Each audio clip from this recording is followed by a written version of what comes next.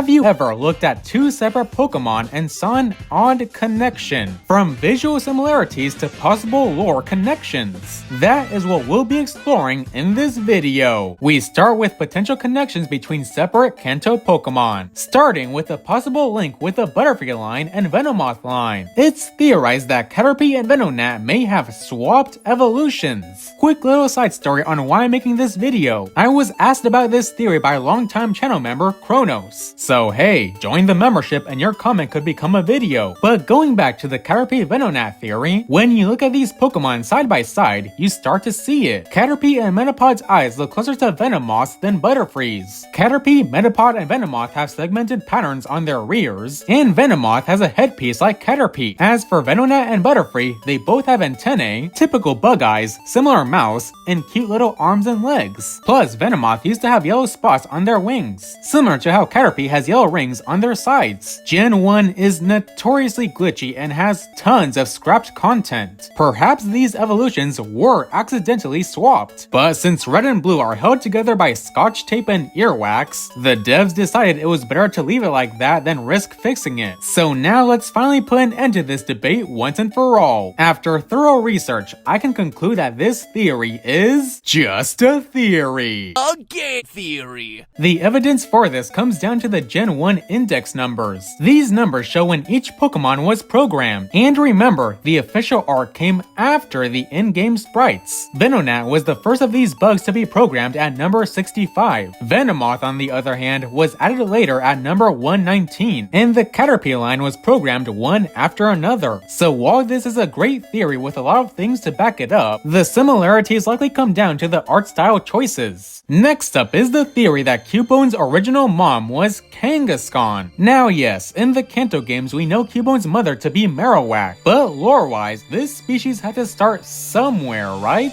There had to be a first Cubone who eventually led way to a new species, with the skull that first Cubone wore actually being that of their mother. But why Kangaskhan? Visually, they have similar body types, eyes, and spikes on their tails, and we do somewhat know what Cubone looks like without the skull, looking kind of like an older baby Kangaskhan. Cubone and Kangaskhan are also both in the monster egg group, but even more notable than that is how they're always in the same place. In every game where they're both in the decks, they're in similar locations. Most notable is Willow Volcano Park in Alola, because Cubone can actually call Kangaskhan as an SOS ally. But the biggest piece of evidence for this theory is scrapped evolutions. In Gen 1, there's a glitch Pokemon simply known as M, and this glitch Pokemon will actually evolve into Kangaskhan, implying that at one point Kangaskhan may have had a pre-evolution. And Marowak has a scrapped evolution who looks like Kangaskhan, baby Cubone in the pouch and all. Now let's see what the index numbers have to say. Kangaskhan and Cubone were programmed 2nd and 17th respectively. I should note that they were made before types and evolutions were a thing, which yeah, types and evolutions weren't originally a part of Pokemon. I don't think this contradicts things though. Rhydon and Rhyhorn were also made before evolution was a thing. Meanwhile, Marowak and the scrapped evolution were made much later. So in all honesty, I'm convinced that there's some truth to this theory. Maybe in another timeline, these Pokemon are branched evolutions. Now we have 3 mini theories that involve the Gengar line. The theory that Cloyster's head is a Ghastly, the theory that Voltorb are Hunter who possessed a Pokeball, and the theory that Gengar is Clefable's shadow. For Cloyster and Ghastly, there's honestly not much evidence. They're right next to each other on the national decks. No one has actually seen what's inside a Cloyster shell, and the Cloyster head does kind of look similar to Ghastly, so it's possible that Ghastly are the ghosts of whatever's inside Cloyster. Admittedly, I don't have much evidence to support this theory, but I also don't have any evidence that contradicts it either. For Voltorb and Hunter, this mainly comes down to the similar eyes. It's possible that if a Hunter possesses a Pokeball, the catching mechanisms would cause the Hunter to get stuck, and Voltorb explode because the Hunter are trying to escape. Finally, for this evolution line, could Gengar be Clefable's shadow? Gengar and Clefable have similar body types and traits like pointy ears. Plus, prior to Gen 6, Clefable was a normal type, meaning the two couldn't hurt each other with their primary types. So is Gengar the shadow Pokemon because they're Clefable's shadow? Like the Cloyster Ghastly theory, I don't have much to support this, but also like that theory, I can't contradict it either. either. Next up, we have another swapped evolution theory, this time being that Gyarados and Dragonite are swapped evolutions. Some see Dragonair evolving into Dragonite to be a bit jarring, so Dragonair becoming Gyarados may seem more fitting, and Magikarp is based on a Chinese myth, one where a carp leaps over the Dragon Gate and becomes a dragon, so it would make more sense for Magikarp to evolve into a dragon type. Yeah, no. While Gyarados isn't dragon type, they look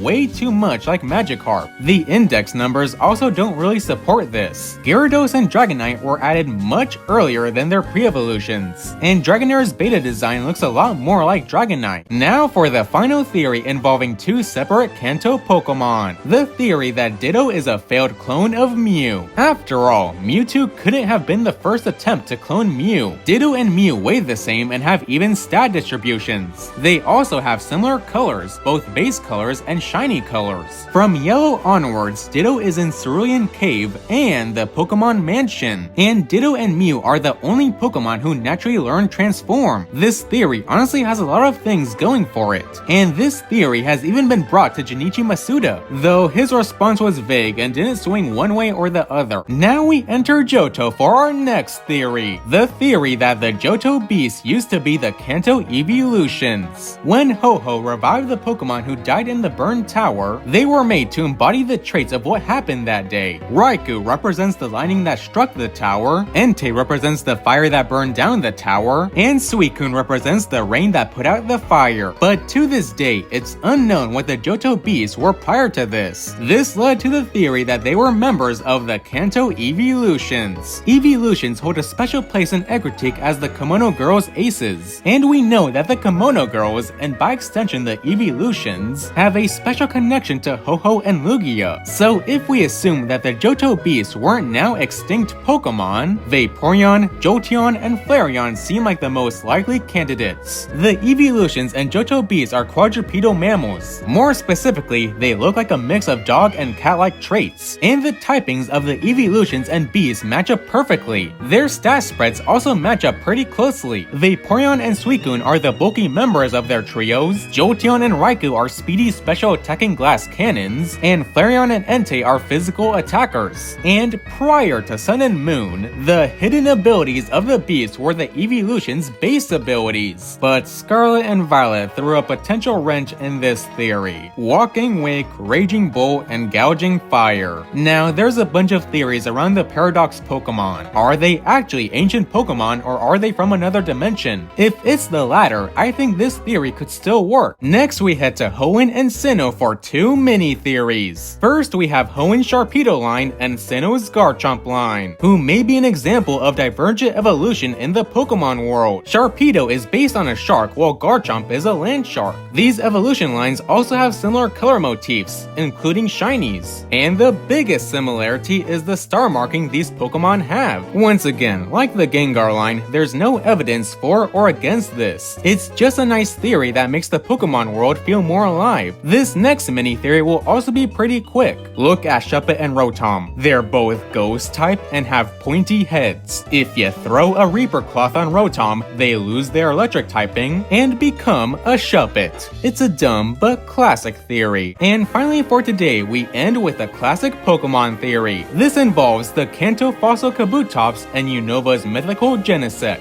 Genesect is an ancient hunter revived and modified by Team Plasma. Genesect's dex entries mention how they were a feared hunter, and these entries call out Genesect existing 300 million years ago. Now this could be a similar case to the Johto Beast, where this ancient hunter could be an unseen, undiscovered Pokemon. However, there's one currently known fossil Pokemon who may fit the bill. Kabuto's dex entries say they also lived 300 million years ago, and we can easily assume that Kabuto was able to evolve back then, seeing as how there's a Kabutops fossil in the Pewter Museum. And while Kabutops is never outright called a feared hunter, their dex entries do mention Kabutops slicing prey apart. But this theory isn't without its holes. Kabutops and Genesect don't look all too similar, and Kabutops is rock water type while Genesect is bug steel type. However, you could theoretically explain these away. The different body shapes could be due to Team Plasma's modifications. I mean, I'm 99% sure Genesect didn't always have a cannon on their back, as Genesect Genesect had to be aerodynamic, they made the body more smooth. For the typings, that could also be explained by Pokemon's technology. Genesect is likely Steel type thanks to Team Plasma, and Kabutops was probably not always Rock type themselves. Up until Gen 8, all fossil Pokemon were Rock type, which many speculate to be due to the imperfect resurrection process. So if Kabutops wasn't always Rock type, could they have been Bug type? Kabutops can learn quite a few bug moves, so it's possible. So if Genesect is any currently known Pokemon, Kabutops is most likely. And there you have it, folks. Pokemon you didn't know were secretly connected. What did you think about these theories? Which one do you think is most likely to be canon? Are there any other possible Pokemon connections I missed? Let me know in the comments below. And become a member if you're interested.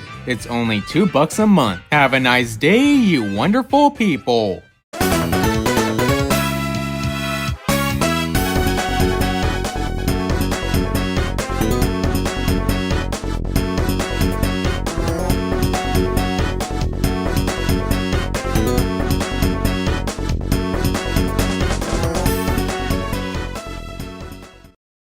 You know, there is one more theory I could go over. The theory that Luvdisc and Alomomola have some sort of connection. I mean, just look at them. They're both pink, heart-shaped fish. And sure, there's no real evidence outside the surface level stuff, but it seems like Game Freak got a little cheeky with this coincidence. Just look at Alomomola's Scarlet and Violet Dex entry. They're mocking us at this point.